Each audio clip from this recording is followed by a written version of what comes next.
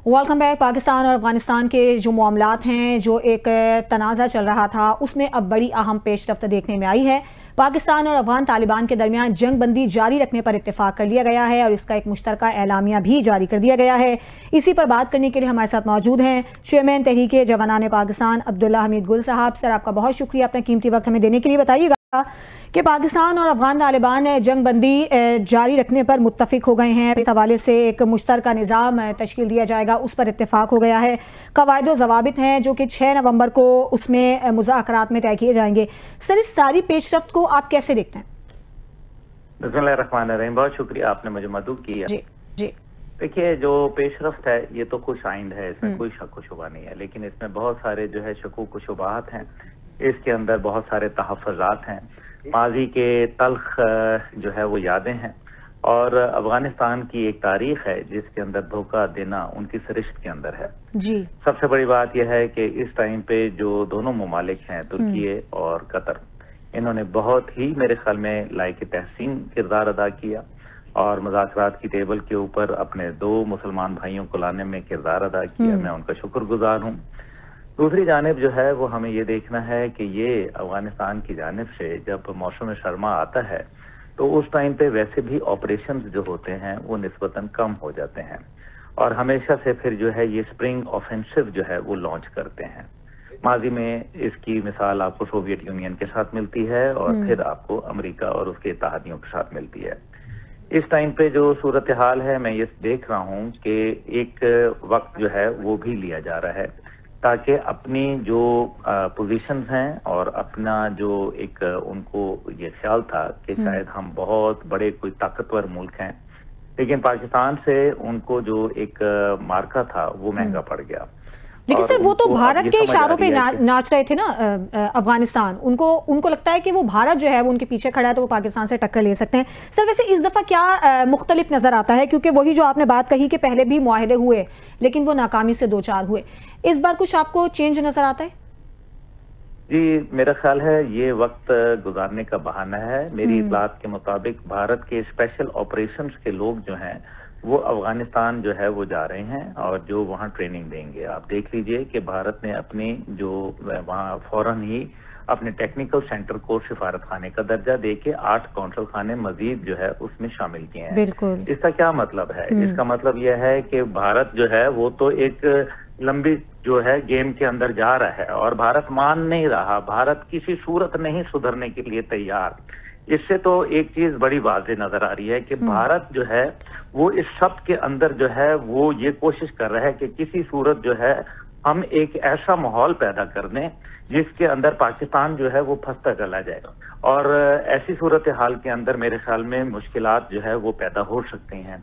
खास तौर पे जब नौरोज गुजरता है, नए साल यानी कि जश्न बहारां गुजरता है, उसके बाद इनके फिर से दोबारा से मामलात शुरू हो जाते हैं।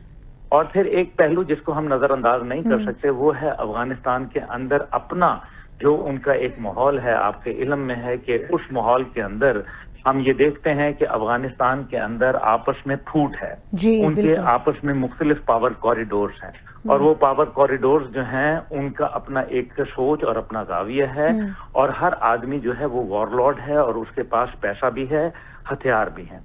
अब वो भारत ये कोशिश कर रहा है कि जमीन से फिजा में मार करने वाले एंटी ड्रोन सिस्टम्स जो है वो अफगानिस्तान को फराहम करे, तो ये एक खतरनाक अमल है। दूसरी जानिब जो है वो एक तातुल जो है वो यकीनन आया है फिलहाल, लेकिन मेरे ख्याल है कि ये वक्त गुजरने के साथ जिस तरह से आपने देखा कि अभी मुज़ाकरात जारी थे लेकिन दहशतगर्द आए और फिर फितनतुल खवारिज की वजह से हमारे कैप्टन साहब समेत 6 जवान जो है वो शहीद हो गए। तो ये इसका मतलब है कि ये सिलसिला जो है ये, क्योंकि अफगानिस्तान के अंदर 2 दर्जन जो है दहशतगर्द तंजीमें मौजूद हैं, और जब तक कि उनका खात्मा नहीं होगा और अफगानिस्तान के अंदर एक यूनिटी नहीं आएगी, अभी वहाँ 4 मुख्तलिफ धड़े हैं, हर आदमी अपनी जगह ताकत। सर, यही वजह है कि जो अफगान हुकूमत है वो टीटीपी के खिलाफ कार्रवाई नहीं कर पाती है। ये एक वजह भी है कि वहां पर खुद इत्तेफाक नहीं है, वहां पर धड़ेबंदी है।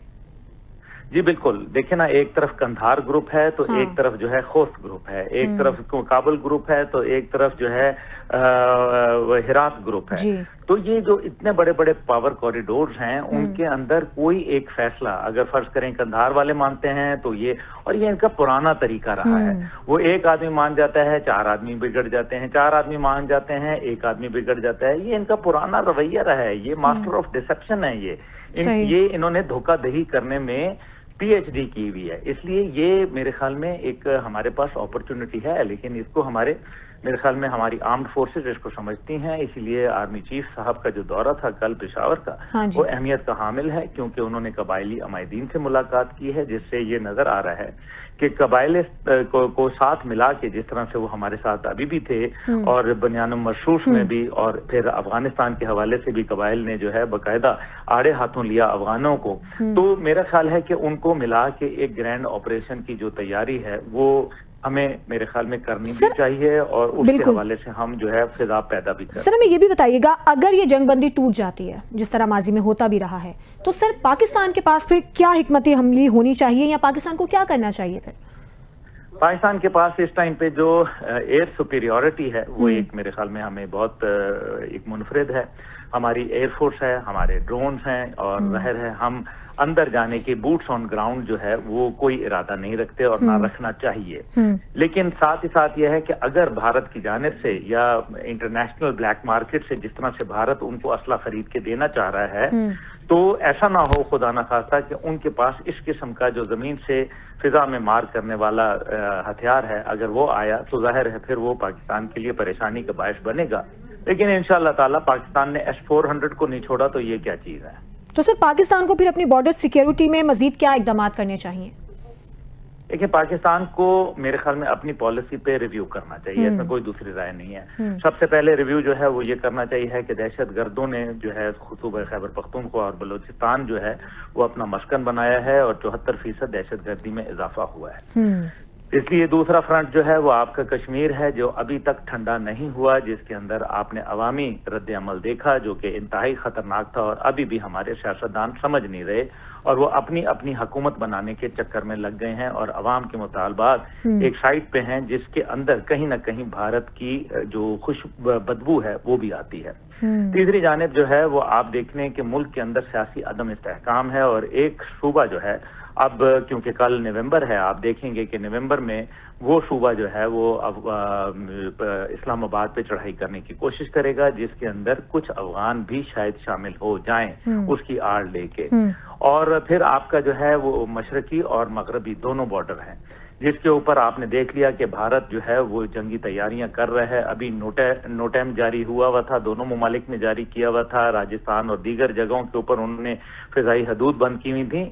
ये सब तैयारियां हैं, असल में ये बहाने हैं, ये एक तैयारी का अमल है, और इसी वजह से डोनाल्ड ट्रंप ने ये बोला कि भारत पाकिस्तान पर हमला न करे। इसका मतलब है कि अगर अमेरिकी सदर ये कह रहा है तो उसको इल्म है कि कोई ना कोई वारदात भारत करने के चक्कर में है। तो ये वो तमाम बातें हैं जिसको हमें मद्देनजर रखते हुए अपनी पॉलिसी के ऊपर असर नौ जायजा लेना होगा, और सियासी इत्तेहाद जो है वो कायम करना होगा, क्योंकि अगर आपका सियासी इत्तेहाद नहीं होगा तो फिर मुल्क में मुश्किलात जो है। सर आपको हुकूमत सियासी इत्तेहाद कायम करने में किस कदर नाकाम नजर आती है? क्योंकि देखिए अभी आपने खुद जिक्र किया आजाद कश्मीर के मामला देख लें, केपी का देख लें, जो वफाक की है वो करना चाहती है, और ना ही जो हुकूमत मेरे ख्याल में इस टाइम पे हमारी जो सूबा खैबर पख्तूनख्वा की है वो भी किसी किस्म का इत्तेहाद कायम करने में इंटरेस्टेड नहीं है, बल्कि खैबर पख्तूनख्वा की हुकूमत का अव्वलीन तरजीह इस टाइम पे यह है कि किसी सूरत जो है वो एक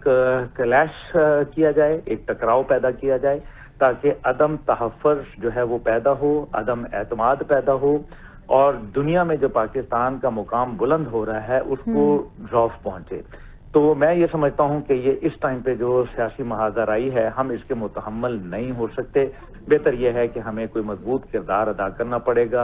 एक तरफ उलमा जो हैं वो अब एक दफा फिर उनका महाज जो है वो पंजाब की साइड पे गर्म होता नजर आ रहा है, जो कि अच्छी बात नहीं है। और सूबा पंजाब जो कि अभी तक पूरा अमन रह रहा था, खुदा ना खास्ता कहीं ऐसा ना हो कि ये जो दहशतगर्दी के शोले हैं कहीं उनकी सेक जो है वो पंजाब तक पहुंचे, अल्लाह ना करे।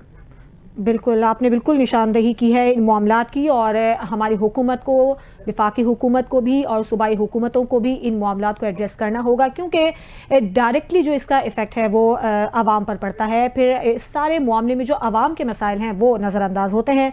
अब्दुल्ला हमीद गुल साहब, आपका बहुत शुक्रिया। आज के प्रोग्राम से इजाज़त दीजिए।